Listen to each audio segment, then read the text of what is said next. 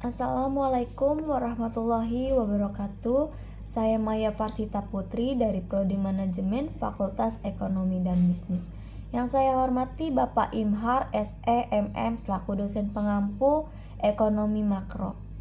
Di sini saya akan mempresentasikan teori ekonomi makro yang berjudul Tinjauan Ringkas mengenai Teori Masalah dan Kebijakan Makroekonomi. Dari mikroekonomi ke makroekonomi, sedangkan makroekonomi menerangkan tentang pentingnya segi permintaan dalam menentukan kegiatan perekonomian, pentingnya kebijakan dan campur tangan pemerintah untuk mewujudkan prestasi kegiatan ekonomi di tingkat yang dihendaki. Dan mikroekonomi titik berat pada masalah membuat pilihan efisiensi dalam penggunaan sumber-sumber mencapai kepuasan maksimum. Di sini pun ada asal mula perkembangan makroekonomi, yaitu dengan Adam Smith. Kita bisa lihat di samping ada foto Bapak Adam Smith yang dikatakan adalah aliran klasik. Adam Smith tidak banyak membuat analisis mengenai masalah pengangguran, inflasi, ketidakstabilan ekonomi, dan pertumbuhan ekonomi. Kedua, pasar bebas diperkirakan akan mampu membuat penyesuaian terhadap masalah-masalah tersebut. 3. 1929 sampai 1932, The Great Depression menimbulkan kesadaran bahwa sistem pasar bebas tidak secara otomatis menimbulkan pertumbuhan ekonomi yang teguh. Adapun John Maynard Keynes menulis buku yang berjudul General Theory of Employment, Interest and Money, yang menjadi landasan dari teori makroekonomi modern. Buku tersebut antara lain mengemukakan satu, kritik mengenai pandangan ahli ekonomi klasik tentang faktor-faktor yang menentukan tingkat kegiatan suatu perekonomian. 2. Menerangkan faktor utama yang menentukan prestasi kegiatan ekonomi suatu negara, yaitu pengeluaran agregat atau permintaan agregat. Pengeluaran agregat, permintaan, pembelanjaan masyarakat atas barang dan jasa.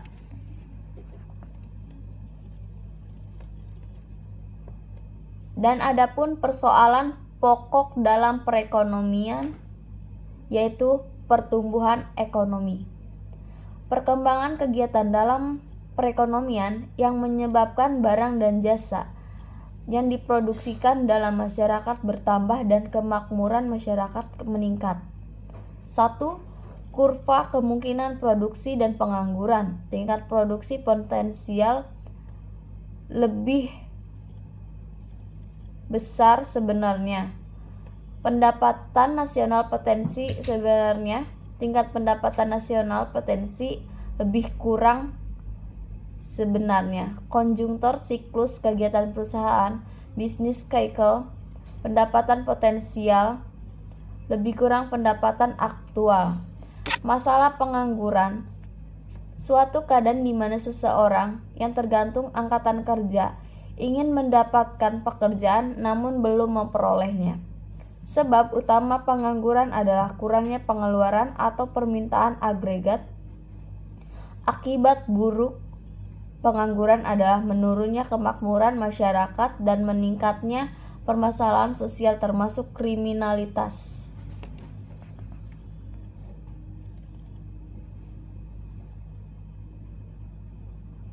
Persoalan pokok dalam perekonomian, masalah inflasi, suatu proses kenaikan harga-harga yang berlaku dalam sesuatu perekonomian. Inflasi mengakibatkan mengurangi kemakmuran masyarakat dan mengurangi investasi. Dan 2, masalah neraca pembayaran. Perekonomian terbuka berarti sesuatu perekonomian mempunyai hubungan ekonomi dengan negara lain melalui ekspor dan impor. Defisit neraca pembayaran. Neraca pembayaran suatu ringkasan pembukuan yang menunjukkan aliran pembayaran yang dilakukan dari negara lain ke dalam negeri.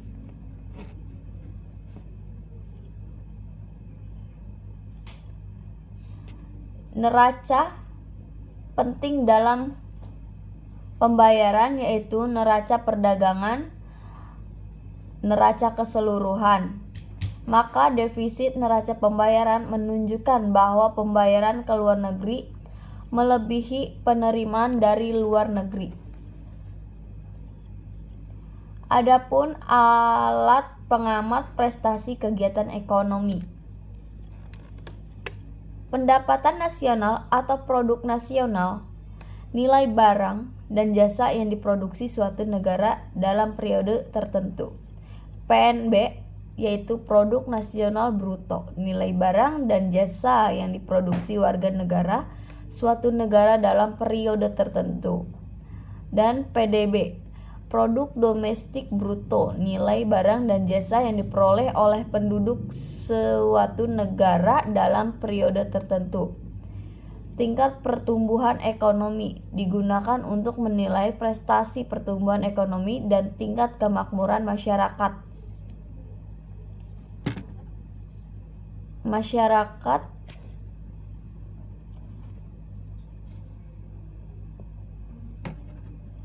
Misal PDB real tahun 2014 adalah 120 triliun dan meningkat menjadi 126 triliun pada tahun 2015. Maka tingkat pertumbuhan ekonomi tahun 2015 100 per 126 diambil 120 per 120 dikali 100%.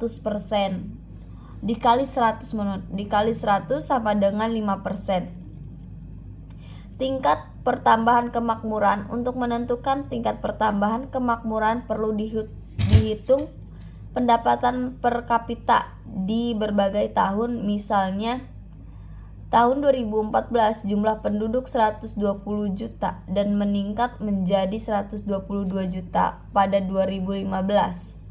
Maka tingkat pendapatan per kapita 120 triliun per 120 juta sama dengan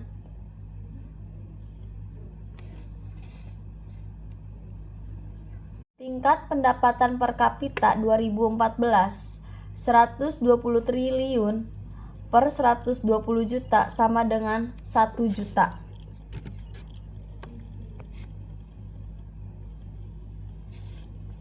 Kita bisa lihat alat pengamat prestasi kegiatan ekonomi.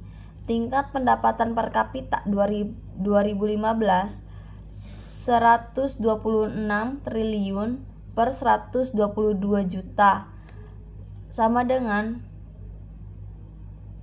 1.327.807.000. Pertambahan pendapatan per kapita pada 2015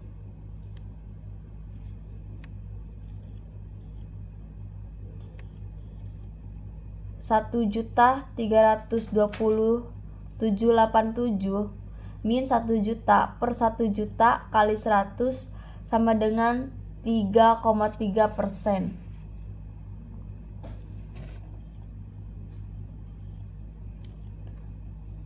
Alat pengamat prestasi kegiatan ekonomi, tenaga kerja dan pengangguran.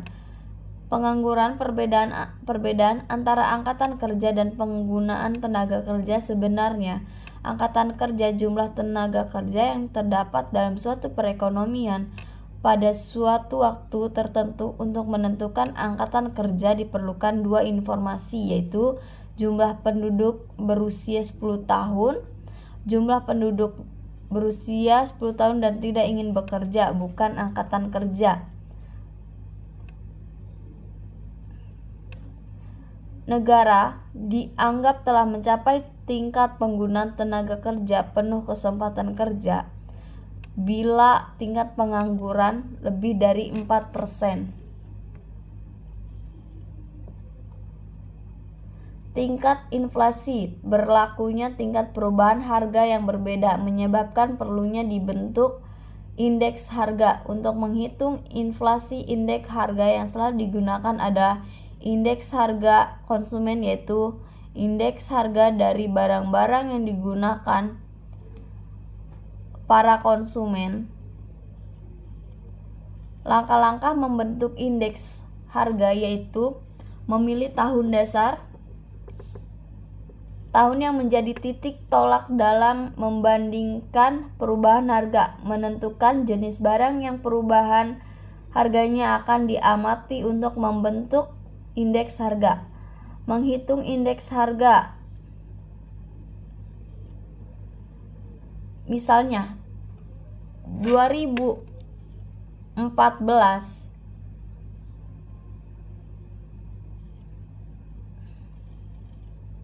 ada 4 jenis barang ABCD yang digunakan untuk menghitung indeks harga konsumen. Selain diperlukan untuk mengumpulkan data perubahan harga, harus pula ditentukan weights atau kepentingan relatif tiap kelompok barang dalam konsumsi masyarakat. Misalnya, kumpulan barang A sangat penting dalam masyarakat. Pengeluarannya meliputi 50% dari pengeluaran keseluruhan masyarakat, maka barang A akan diberi weight 50.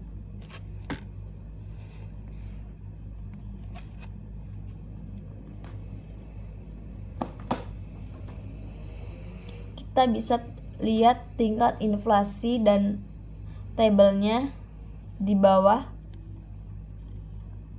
Di sini tercatat ada jika IH pada tahun 2015 sama dengan 251, maka tingkat inflasi dapat dihitung 2015 sama dengan 251 per 251 min 240 per 240 dikali 100 sama dengan 4,6%.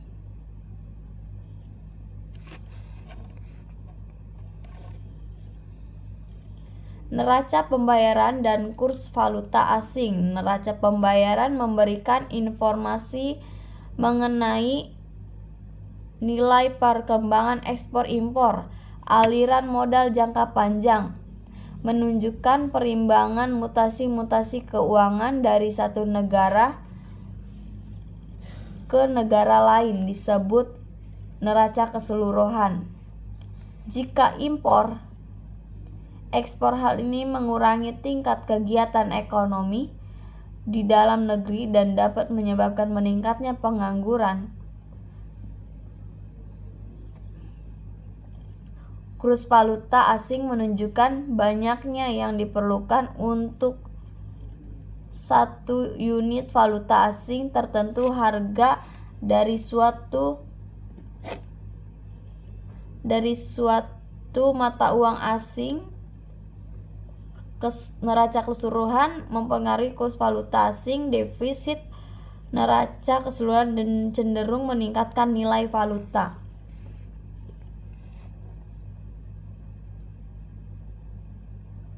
Adapun ersatz ekonomi Indonesia oleh karya Yoshihara Kunio, Univ Kyoto, The Rise of Ersatz Capitalism in Southeast Asia 1998. Kapitalisme adalah suatu aliran ekonomi yang berdasar pada persaingan bebas dan peningkatan kreativitas dalam rangka mencari keuntungan pribadi sebesar-besarnya. 2 indikator ersatz ekonomi yaitu 1. Terlalu banyak campur tangan pemerintah, 2. Kapitalisme yang berkembang di Asia Tenggara tidak berdasarkan pada perkembangan teknologi yang memadai. Adapun di sini sumber dari pengantar teori makroekonomi Sadono Sukirno Fundamental Ekonomi Indonesia Arsyad Amiruddin 2008. Cukup sekian presentasi dari saya. Mohon maaf lebih kurangnya. Saya akhiri. Wassalamualaikum warahmatullahi wabarakatuh.